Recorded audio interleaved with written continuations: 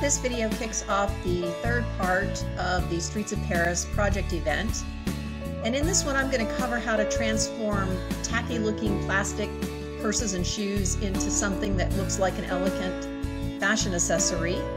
I'll also show you how to make 3D purses from paper and fabric. Also cover using beads and metal bits to make perfume bottles, and then how to make miniature jewelry and cosmetics. Alpha Stamps is carrying various miniature plastic purses, and the hidden beauty of the purses is all of the detail that's embossed into the plastic. And so by using paint and other dimensional embellishments to accent the details, it's easy to transform these purses into something that looks more elegant and expensive. Now, starting with these first two purses, you can see you've got a picture of what the purse looked like before and then after. And if we start with the top, you can see that I've cut off, with some snips, I cut off the handle that was already on it. And then I painted the purse two different colors. I used a silver and then kind of an antique gold. Now for painting almost all the purses, I used the patina paints, the Venja patina paints that are made for metal. And you've seen me use these a lot of times, and they're pretty good for plastic too. I did use acrylic paint on one of the purses just because I couldn't get the colors that I wanted. But as long as you're not going to handle the purse, you know, it's going to be sitting somewhere. And of course mine are, they're going to be sitting in the fashion shop and in the windows and things like that. I'm not going to handle them. So you don't have to worry so much that whether it will stick if if you're messing with it. So if it's not going to be something you're going to mess with, or, do this for your kid or something like that, then don't worry about it. You could just go ahead and use acrylic paints. But otherwise, I did use a whole different variety of the patina paints on all of the purses.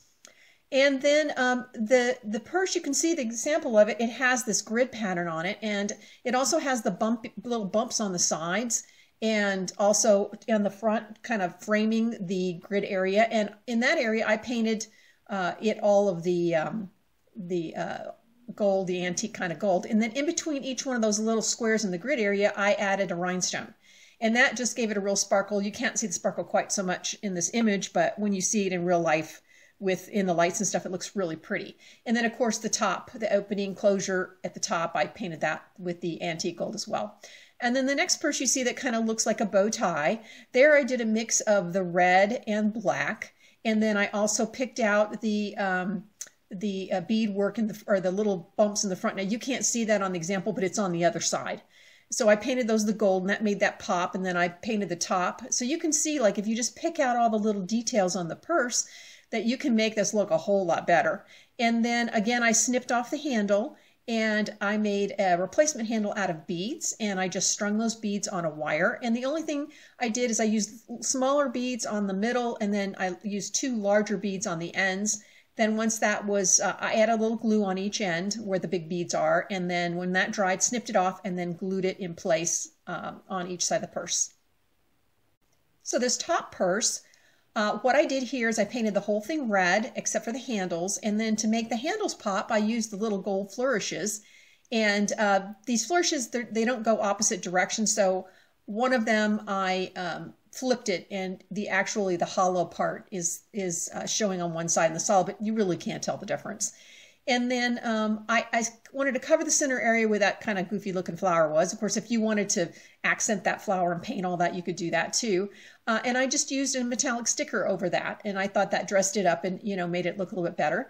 And then on the one below, you can see that I've painted each side a gold and then black in the center. And you can't really see that well in the picture, but there is like a crisscross pattern, like a tufted pattern on the purse. And so in between each one of those tufts, I used some of the little studs. You saw me use these same studs on cakes in a previous video. And it's really nice when you have a bump that you want to cover, because these things are hollow on the inside, unlike, say, a flat back bead. Now here, the top purse on the left, here I just used a combination of golds to just pick out different parts of the purse. And then there was a little indentation that looked like, those were maybe buckles, and there would be some kind of a button or something. And so there I ended up adding some flat back beads to those, some gold ones. And on the next purse, this is one of my favorites. you can see I've done a combination. I actually used the two golds. I used on the main bulk of the purse where it looks like it's some kind of animal skin.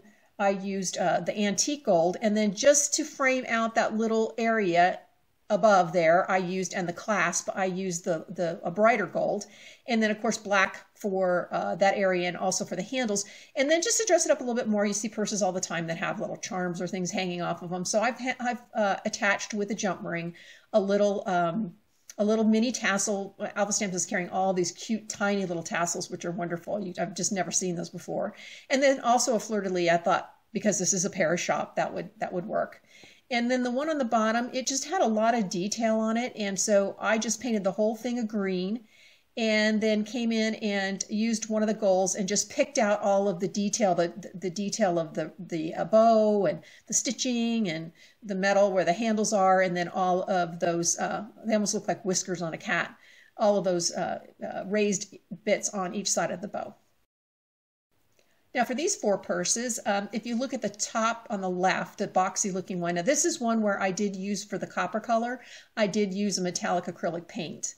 And then I just used the patina paints on the antique gold accents and the handle. And then I had a piece of metal in my stash that looked like it would fit for like a clasp. And then there were holes in that, and so I added the flat back beads. And then if you look at the purse next to it, I've just done some more painting. I've got the green for the base color. I've got a lighter gold for the handle and the 2 sides. And then the metal bits on the front of the purse and the bow is the more antique gold color. The bow at the top of the handle is an antique gold, and in the center of that bow, I added a rhinestone. And then I had this little charm-looking thing in my stash, and you might not be able to see it quite as well in the picture, but the color inside of that is the same color green that the purse is. And then if you look down below, that's one of my favorite purses because it just had all this detail on it. And of course I painted it teal, and I've used the gold everywhere, and it had all of this patchwork on the front and the back, and it had a zipper, and then I added a little flat back bead there on the pocket of the purse. And then I had that little medallion in my stash, so I added that to add some more interest to it, and then put a flat back bead on the top so that it looked like that's where the opening closure was. And here are the last 2 purses. The first one, another one of these that just had a lot of great detail on it, so I could pick out a lot of things. I used the yellow, and then down these looked like metal straps. I used black, and then I came in on all the bumps and added some silver paint. And here you could use those same studs that I used before, just put them over the bumps if you wanted. The center is just a rondelle that I had in my stash, a silver rondelle. And the chain work, of course, I painted that silver as well to match. And then the top of the purse and the handle is the black. Then the purse next to it, you can see I've used a gold-blue combination, and the heart had 2 little circles in it, so I added 2 little rhinestones there.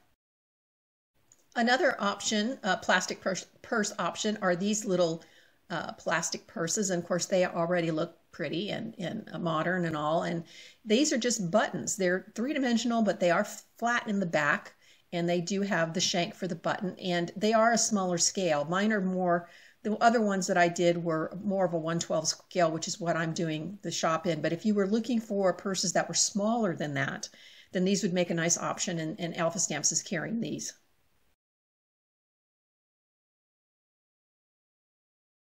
In order to make the plastic shoes look better and more fashionable and attractive, I used the same approach as I did with the plastic purses, in that I use the patina paints to change the colors to make them a little bit better colors, and also use the paint to pick out some of the details in the shoe that were embossed in the shoe, and they had quite a bit of details in them for such a little bitty shoe.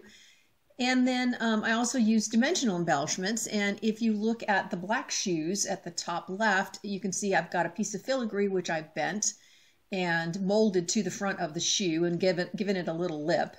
And then if you look at the green shoes, I used 3 different colors on this one, 2 golds and the green, and then I added a band of rhinestones. And at the bottom, the clear shoes, of course, I've added rhinestones all to the front of that to jazz that up.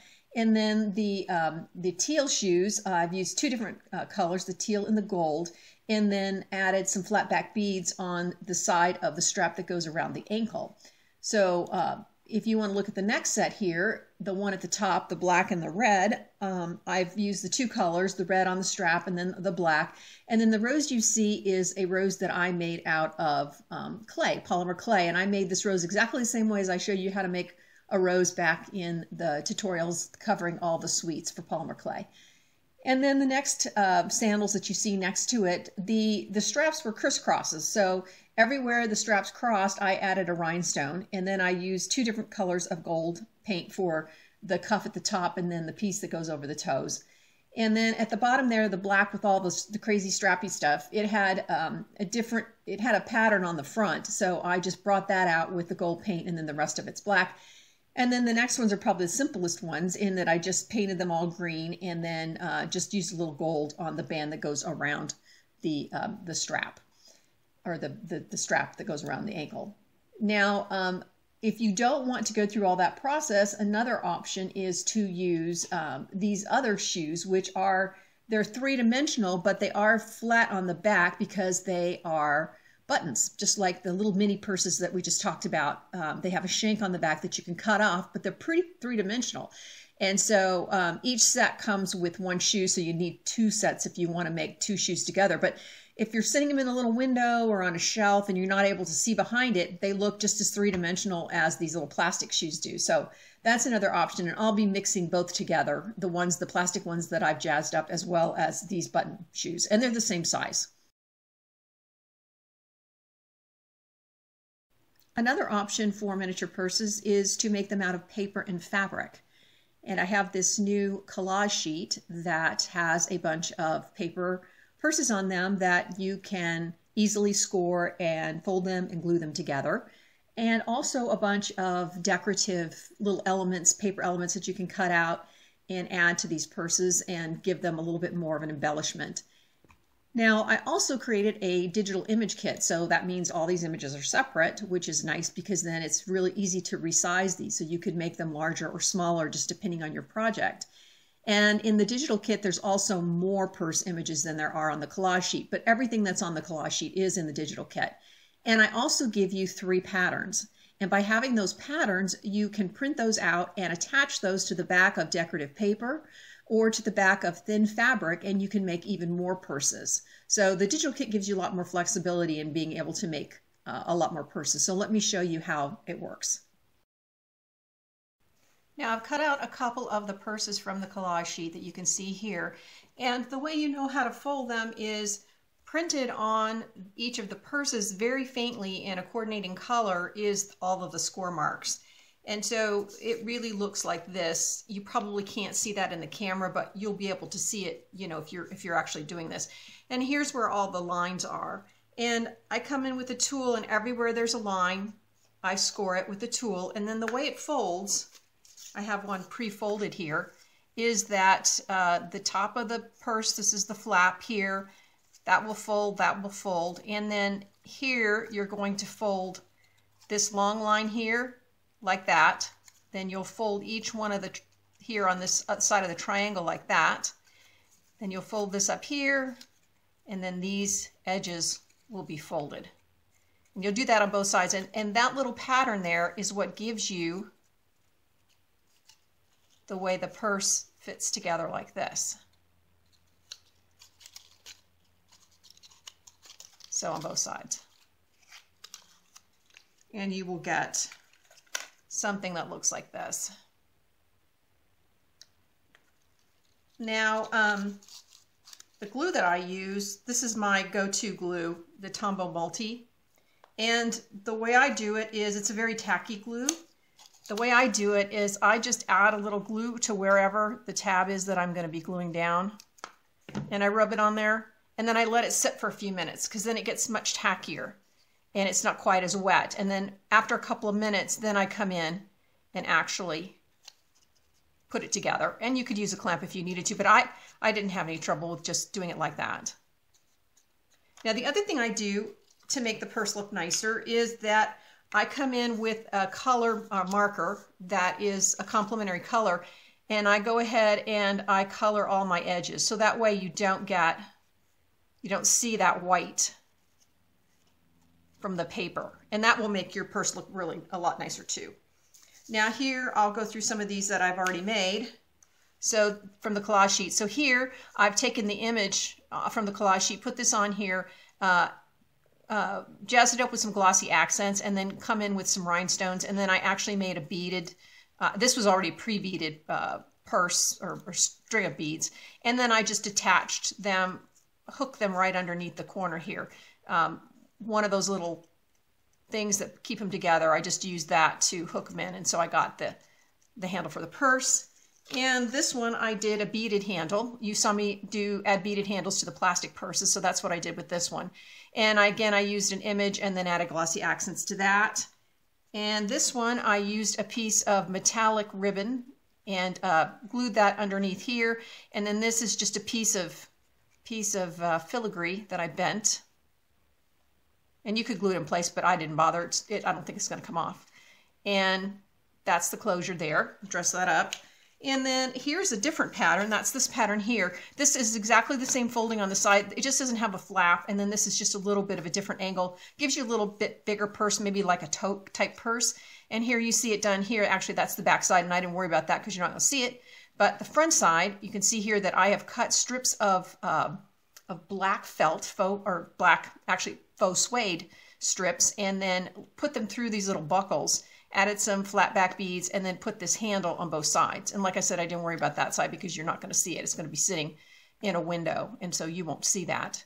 And then here's another one of the other purses. Again, the image, glossy accents, rhinestone in the center. This is a piece of filigree that I've glued to each side, and then put a bunch of rhinestones in that as well. And then here's the other pattern, a lot of smaller purses. You maybe think of these more as like a clutch.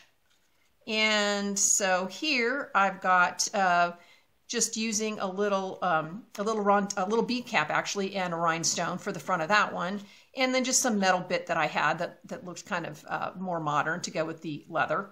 And then here, this is just a bead that I cut the shank off, a pearl bead that I cut the shank off and put that on there. So that's kind of covers the ones that are in on the sheet and how to do those. Now here are two purses that I made out of paper, just decorative paper. I printed the pattern and made this purse, and you can see I've got some of these little tassels like you saw on one of the plastic purses, 2 colors that coordinate, and then just this little metal bit with a rhinestone in the center of it. And then I've got a little handle here out of this kind of faux beaded piece of ribbon. And then again, I have a little clutch, and I just have a bunch of beads on the front of that clutch.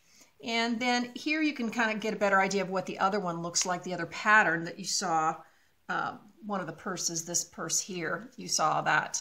And here's what it looks like with some paper, and just again using this on decorative paper, and then you can see the opening. So with this purse, if you wanted to, instead of closing it, what I imagined is that, you could show some things coming out of it, maybe the handles, and then you would have some things that would come out of it. But that's kind of how that looks on paper.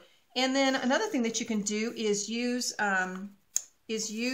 some things like the faux suede. Now you saw me use this as strips on the one purse, but you can actually make a purse out of it. And here I have the third pattern with that, and I've just attached the pattern on the back. And I've scored it, and again, I'm scoring every single line that you see here, everywhere. And then I can very easily bend it. And now when you're working with something like this or fabric, if you're having problems, keeping it bent, then you can always use an iron and iron it. And the way I attach this, if at all possible, if you have a Xyron machine, run the pattern through the Xyron machine, because the glue is not wet. It's tacky, so it's not going to leak through your fabric. So I just keep folding, and I'll just show you one little trick of this one. Now I would go through and ink these edges too, to make sure with a marker, just to make sure that I don't have any white. But the way I do this is pay attention to where the flap is on the front. I would glue this side in first, the side that's next to the flap. Glue that on first, and then glue this one on next. And you can see you kind of get kind of like a little triangle right there. And the reason that you do that is when you look at the purse from the front, you don't see the seam or the edge of the tab. If you did it the other way, if you put the front down first and then the back in like that, then when you look at it, even if you ink it, you can kind of see that edge don't know if you can see this on in the camera. It's so tiny. So you're going to see that edge when you look at it from the front. So just make sure that the last tab that you glue down is the one in the front. And you glue those both onto this little tab here. And then you get a nice little cute suede purse. Now, if you want to use fabric, you need to use fabric that's thinner. Something that's maybe like this weight here. You can see how it's really thin because it just gets hard to bend it if it's any thicker. And this particular fabric that I'm using really likes to fray. And you can see that I've used some, I've run this through the Xyron machine and then attached it to this. So to get this to not fray, I don't use a fraying thing. I use the tumble multi. I just get a little bit, tiny bit on my finger, and I just run it along the edge. And you might want to do this after you've inked or whatever else you're going to do to the edge. And I just run it along the edge, and that will just kind of seal that edge and keep it from fraying. And then you can fold this up, and just like I did the other one. I also used, let's see, these two. You can see these are from the fabric. Now this one I haven't put anything on it, but this one you can see is finished, and it's got a little metal rose with a little bead in it. And then I used a little strip of stickers that you've seen me use, these metallic stickers on the bottom of the flap so that it dresses it up a little bit. And then I also made one out of some fabric paper. And this stuff, I have this in my stash. Now Awful Stamps is carrying a whole bunch of different colors of the faux suede paper. But this is like you might have seen this before. It's a fabric paper. It's actually fabric, but it's got some kind of backing on it. And it's pretty lightweight, and it was very easy to bend. And so I use that as well for one of the purses as another kind of fabric option where you get more texture. So think about lightweight fabrics. If you've got paper, this paper fabric, suede, any of that kind of stuff will work with these little templates to make purses. And you know, if you've got these templates in the DigiKit, then you can make these different sizes if you like. And of course, with this purse, you can always just ignore this flap and make it a more open one, like this pattern here. So you can modify the templates a little bit if you like. For the shop, I've made a variety of perfume bottles. Most are made from beads and other metal bits and combining those to make bottles. But I also included some pre-made resin and metal bottles. Now the first set that you see here are made from little rectangular colored beads. And then to those I've added beads or either metal beads or glass beads to the top as the lid. And also in some cases I put a rhinestone on top of that, or maybe a flat back pearl to make them even more dressed up. And these beads come in a variety of colors. They come in green and red, blue, pink, clear, and an amber color. So there's a lot of varieties. And the labels that you see on those come from my miniature perfume label collage sheet. And so this sheet is loaded with labels. There's like, I think 3 or 4 different sizes of labels depending on, you know, what size your bottles are. And also you could use them when you're working with really miniature bottles. You could also use some of the larger labels as little advertising or little poster boards that go along with the perfume bottles.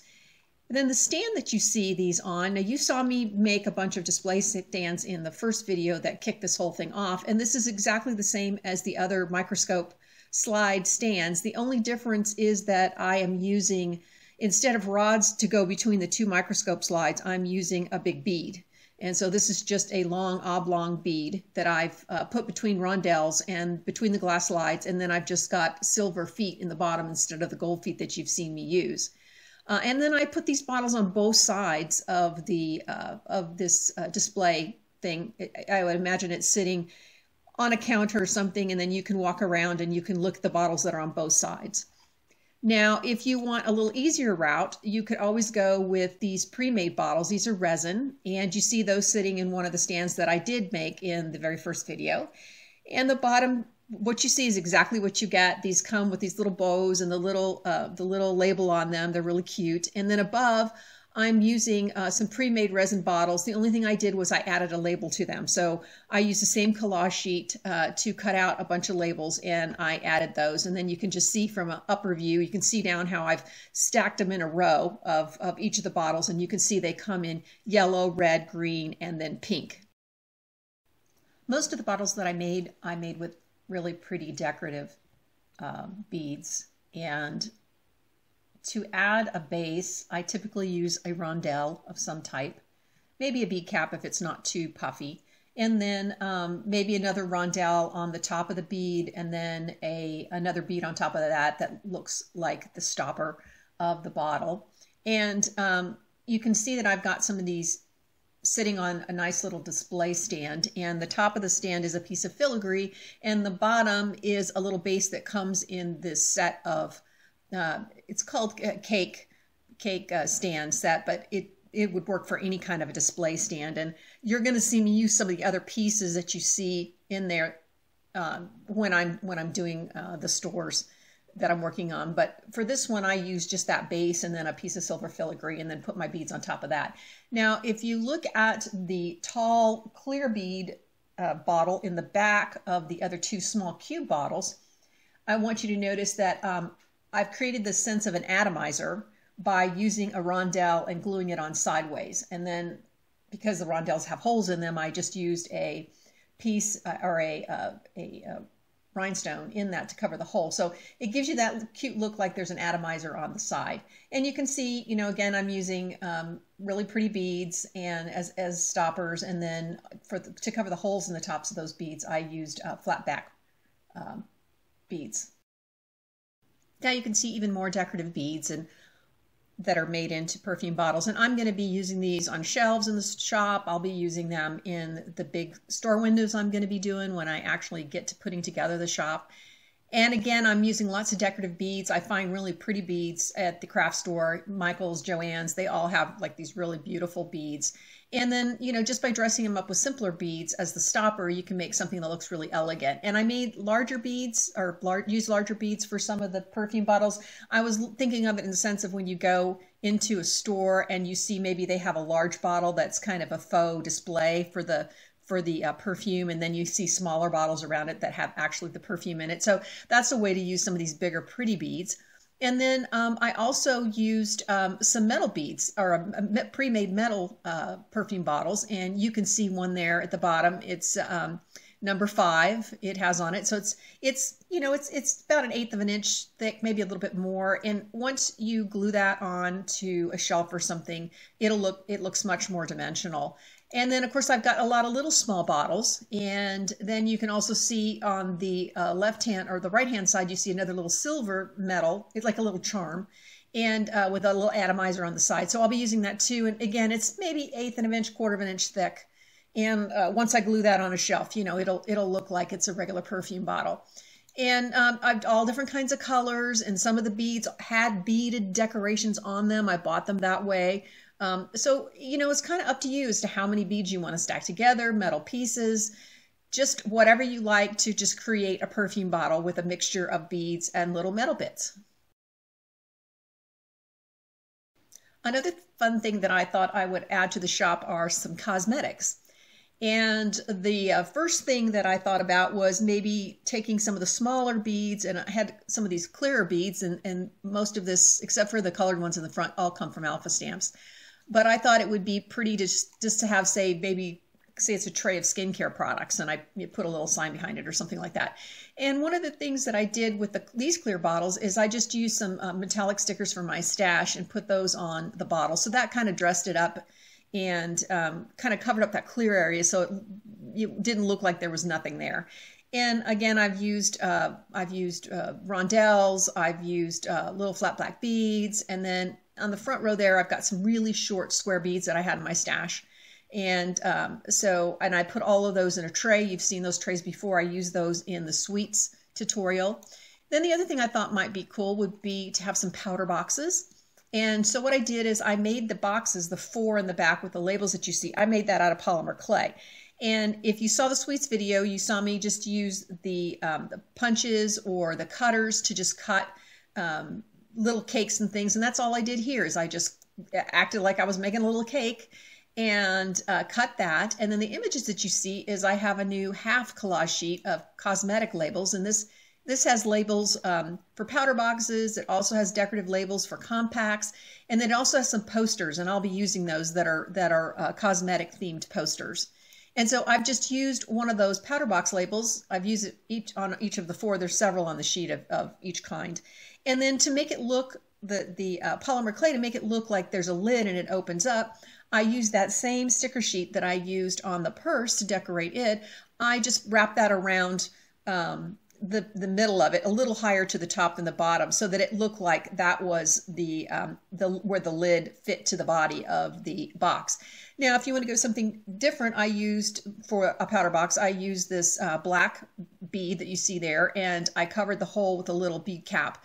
And then on that, I put a little rhinestone. So you can imagine lifting up that center part to get into the powder box. Then for the compacts, you see those in another tray. In the back, the first 2 are beads, and I just thought they had the look of a compact. The third one is 2 big jump rings with just a decorative piece on the top.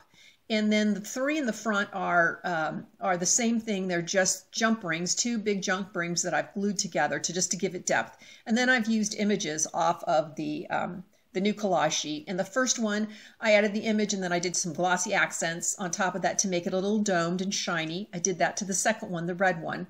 And then the third one, I did glossy accents, but I also added some rhinestones around it. And the image already has rhinestones on it, so it was just easy to use that to place the rhinestones in a circle and then one in the middle. And then you'll notice I also added like a little flat back bead in the front to make it look like that was where you would open the compact. Then the other thing is, again, with some of the pre-made stuff, this is the cutest little box, and it's just got little makeup and jewelry and stuff like that, and it's all pre-made. It already looks like this. And Alpha Stamps is carrying that. So I think that is something else I'll be having sit on the counter if you came in and you wanted to buy something that had all of that in it. The last accessories I'm going to cover are jewelry. And you might recognize this case from the first video where I covered making the glass display cases. And there's a little bit more there than there was when I did that tutorial. But I've got a lot of beautiful things inside. I've got rings and bracelets and necklaces on the inside. And then on the top, I've got a little display stand that's holding a bunch of bracelets. And then there's a little faux suede, black faux suede panel there that's got earrings in it. And then there are some earrings laying on another little, it's kind of, the idea was like velvet, like they do in jewelry stores. And then you can see a couple of the rings in their little cases sitting on top, and then the mirror. Now, starting on the inside of the case, on the right-hand side are the bracelets, and what those are jump rings. And I use the kind of jump rings that are double rings. They're already 2 put together, and they're kind of like a keychain. I use those just to make the bracelet a little bit thicker. And then on 2 of them, I added rhinestones, and one I did some flat back pearls. Now, the stands that you see for that, and also for the rings, that's just polymer clay. So all I've done is cut squares of polymer clay. I cut a white square that was thinner than the black square and put those 2 together. And then I set that on some more clay and cut around the top white and black, and on another white piece and another black piece. So you can do it any way you want, but I just kind of looked at pictures of display stands, and I thought this one would work nicely. Now, the tip I'll give you when you do this, be sure to make indentations in the clay to accommodate the bracelets or the rings before you bake it. And then that way you have a place to glue those in.